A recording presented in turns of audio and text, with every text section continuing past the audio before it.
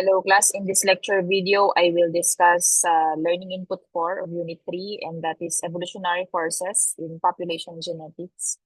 So what are the factors affecting the changes in the genetic composition of population? So the answer is evolutionary forces. And your evolutionary forces, these are your migration, mutation, selection, genetic drift, and non-random mating. So I'd like to discuss this with you in the simplest way possible. So let's start first with mutation. We know that mutation is a change in the DNA sequence that creates new alleles.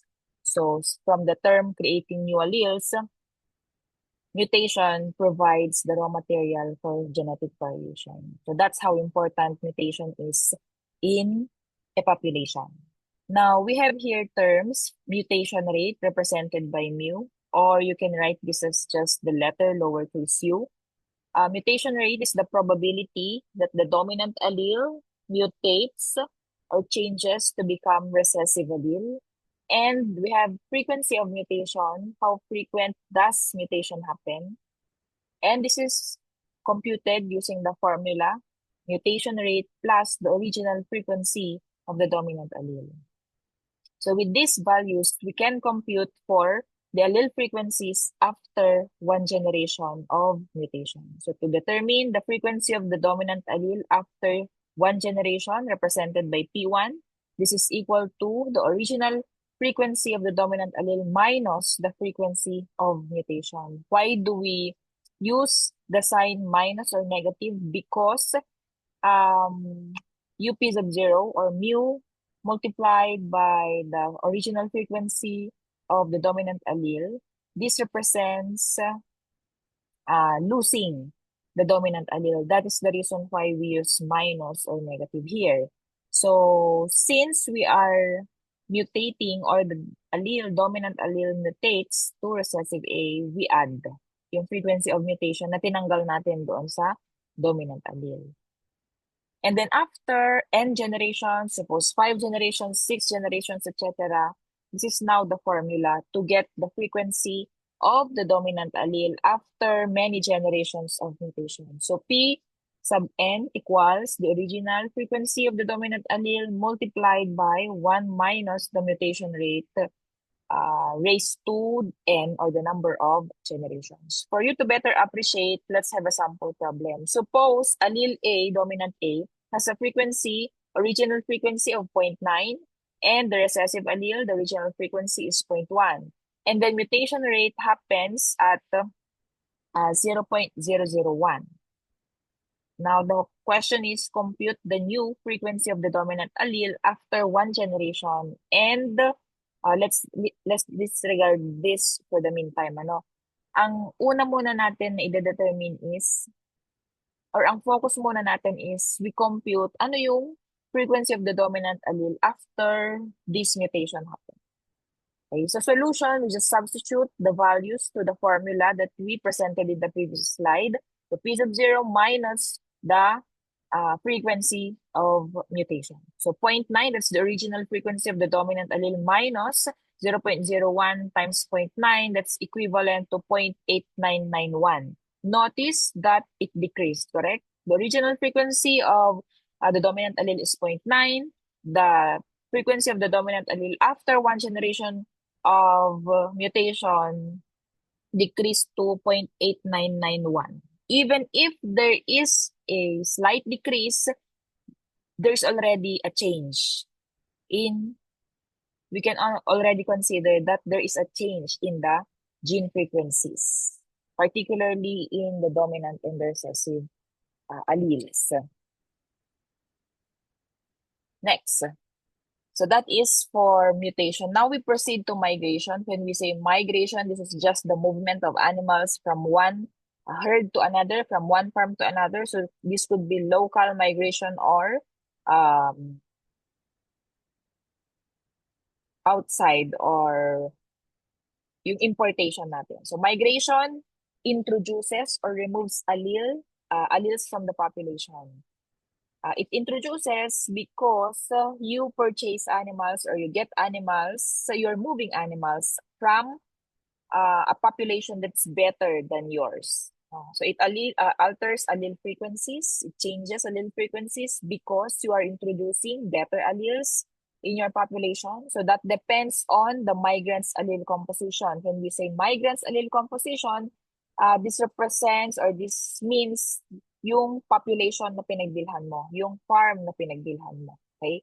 So formula for migration is to determine the frequency of the dominant after migration. So this apostrophe here is read as prime. So this is read as P1 prime. Prime represents yung frequency after migration, after one generation of migration. Okay, so P1 prime equals the original frequency of the dominant allele in population 1. Now, do not be confused because 1 and 2 here represents the population or the farms from where you purchased your animal. So P1 is your population 1. That's your own population. That's your own herd. Your P2 is the population from where you purchased your animals. So that's your population 2. So again, the formula, the frequency of the dominant allele after one generation of migration equals P1 plus M. M represents the proportion of migrants multiplied by the difference between the two allele frequencies. So allele frequency of the population 2 and allele frequency of population 1. Okay. How do we compute for M? M is just the proportion of migrants. So that is the number of animals you purchased from population 2 divided by the total animals na meron ka after you purchase yung animals from population 2. For a sample problem, we have here population 1. Originally, meron kang 8,000 animals and yung allele frequency is 0.2. And then, suppose bumili ka ng 2,000 na hayop from population 2. And yung population 2 na yon merong allele frequency na 0.6. Compute the gene frequency of population 1 after migration. So may nagbago daw ba doon sa allele frequency ng population 1 after introducing this number of animals. So we just substitute the values doon sa formula that we presented. So N1 equals 8,000, bumili ka ng 2,000 na hayop. Proportion of migrants equals 2,000 divided by the total population na. So that becomes 0.2. Formula is P1 prime equals P1 plus M multiplied by the difference between the two allele frequencies. Substituting the values, that becomes 0.28. So originally, population 1, 0.2. After buying animals from another population, nag-increase yung frequency of the allele, of the dominant allele into 0.28. So there are changes. It changed the allele frequencies after you purchase. Which should be because bumili ka ng hayop na may better allele frequency. So what is important here is that pag bumili ka ng hayop, the frequency nung allele na desirable dapat na yon should be higher than the frequency in your farm. Pero kung halimbawa bumili ka ng hayop doon sa population 2 na may mas mababang frequency than your farm, ano ang mangyayari?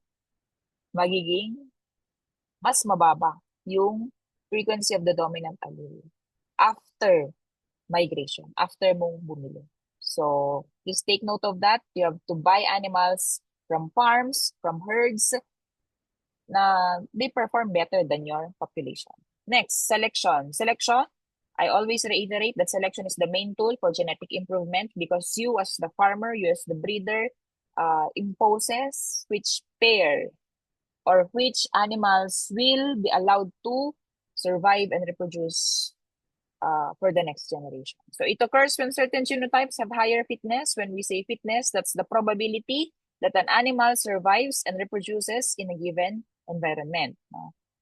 With selection, it changes allele frequencies gaya ng mutation and migration kanina. So, but that depends on the relative fitness values. Ibig sabihin, will you be allowing or will you be selecting animals with homodominant genotype? Will you be selecting animals with heterozygous genotype?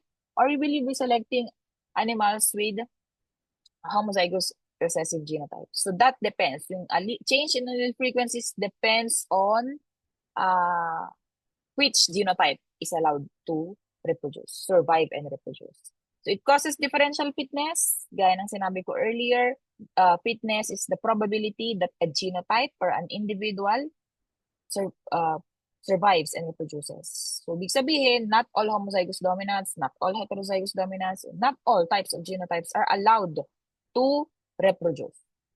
So, its effects on gene frequencies, meaning to say, will it decrease the frequency of the dominant allele or will it decrease the frequency of the recessive allele? That depends on the type of gene action involved. So, we have here a table which shows you how the dominant allele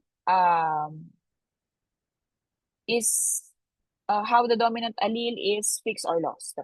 So suppose the type of gene action is dominance or complete dominance.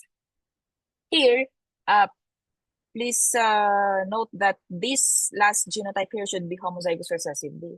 So ang sinasabi lang dito is if you favor yung mga individuals na may dominant allele B, for example here, the relative fitness is 1, meaning to say you are selecting in favor of them.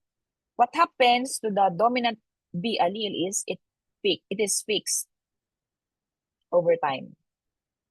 So just disregard these formulas here. I will not be requiring you to memorize this. You will not be computing for the new frequencies of alleles after selection, but I would like you to understand why or how alleles are fixed or lost in the population after selection, depending on the type of gene action involved.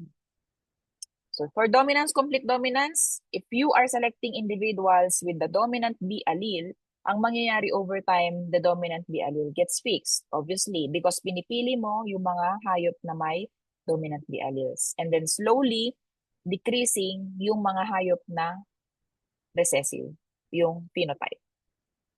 Next, ito naman, complete dominance pa rin, but sabi here is, you are selecting in favor of those individuals with the homozygous recessive genotype. Ibig sabihin, mas pinipili mo daw yung mga hayop na may recessive na genotype or phenotype. That is why relative fitness is 1. So what happens to the dominant B allele? The dominant B allele is lost over time because you are selecting in favor of the recessive genotype. Next, for no dominance, for no dominance, ang mangyayari, if you are in favor, meron dapat in favor dito. Favor of the dominant B allele here.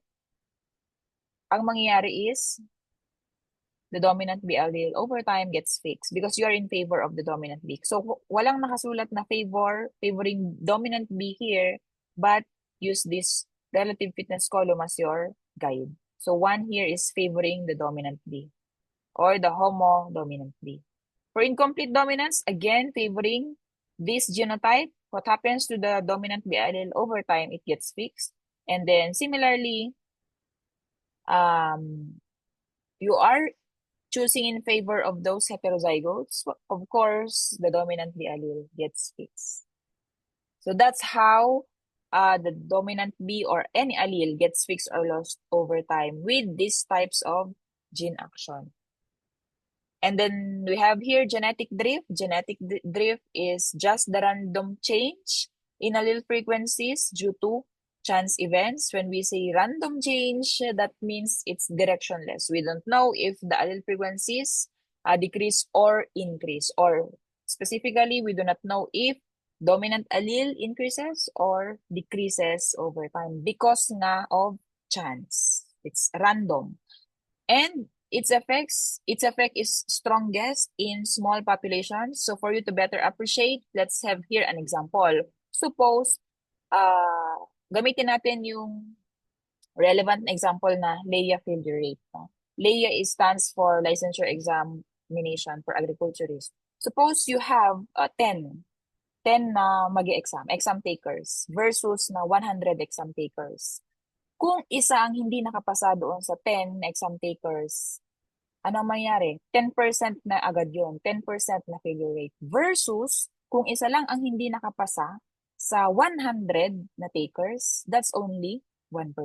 Notice the difference? Pareho silang isa yung hindi nakapasa, but the population size matters. No? Kaya, genetic drift, the effect of genetic drift is very strong in small populations. Ganon din sa hayop. No? Mabilis or mataas din yung change ng allele frequencies kapag kokonti yung hayop mo sa farm. Therefore, it can cause alleles to get fixed or lost very easily.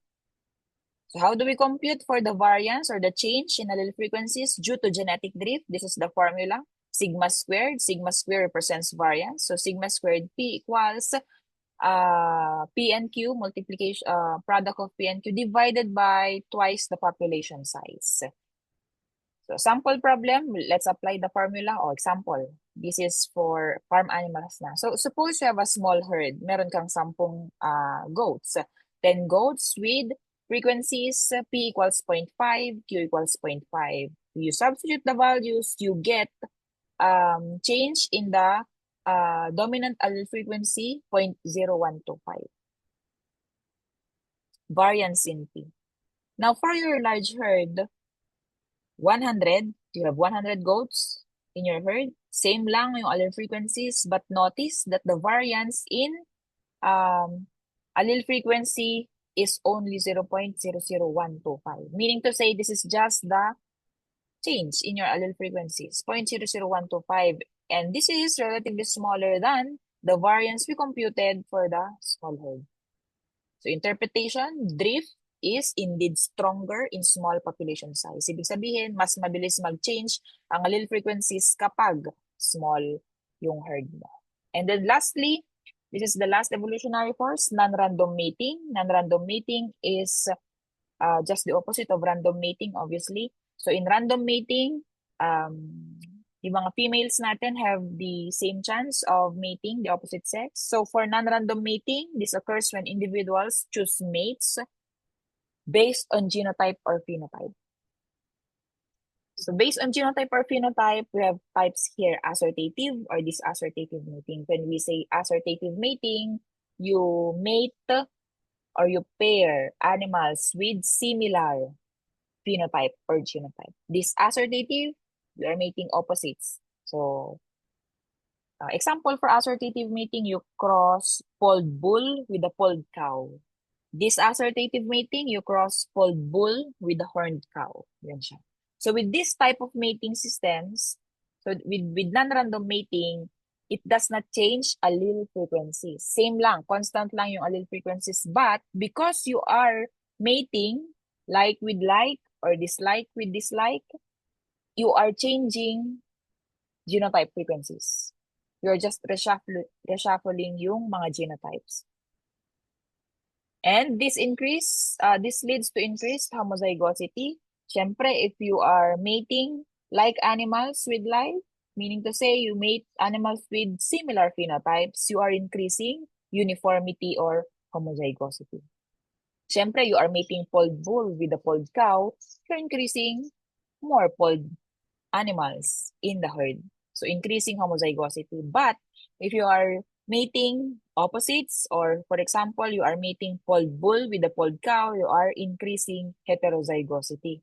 Meaning to say, you are increasing variation in your population.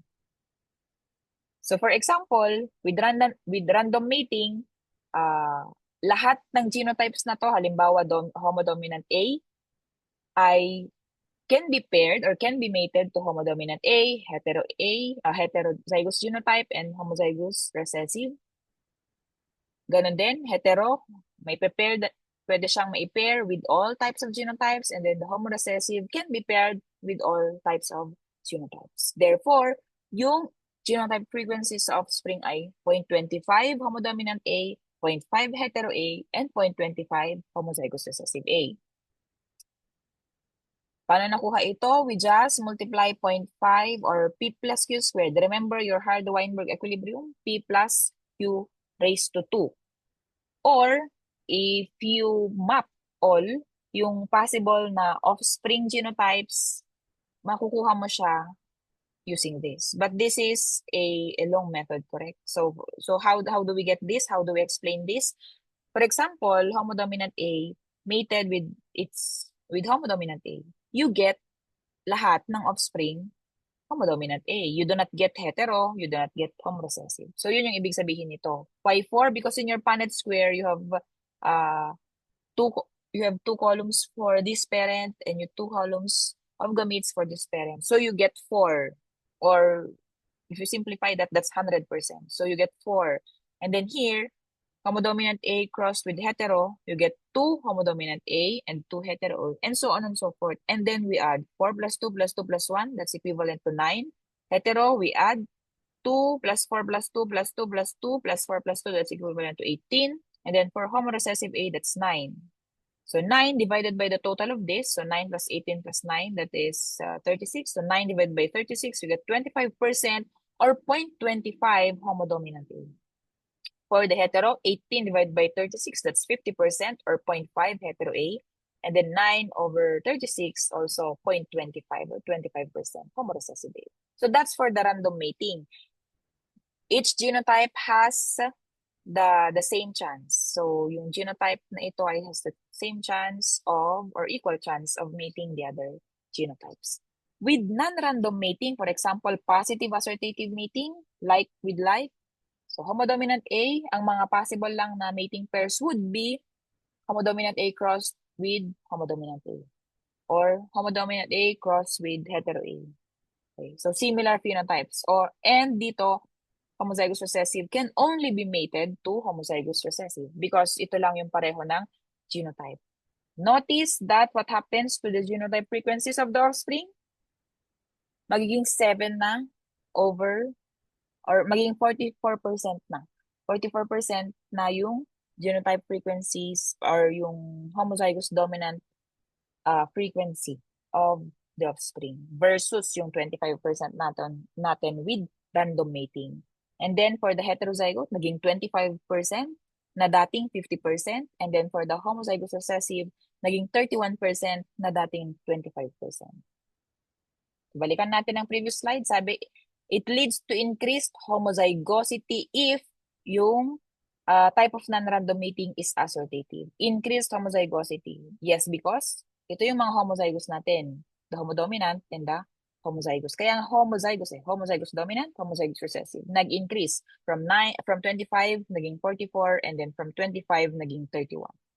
With negative assortative mating, ito lang yung mating pairs natin, the homodominant crossed with the homozygous recessive, hetero with homozygous recessive, and the homozygous recessive with the homodominant. Nag-increase sa positive assortative mating, you are increasing homozygosity, but with negative assortative mating, you are increasing heterozygosity or yung heterozygous genotype. Okay. From 25% naging 15. And then of course, since you are increasing heterozygosity here, you are decreasing homozygosity.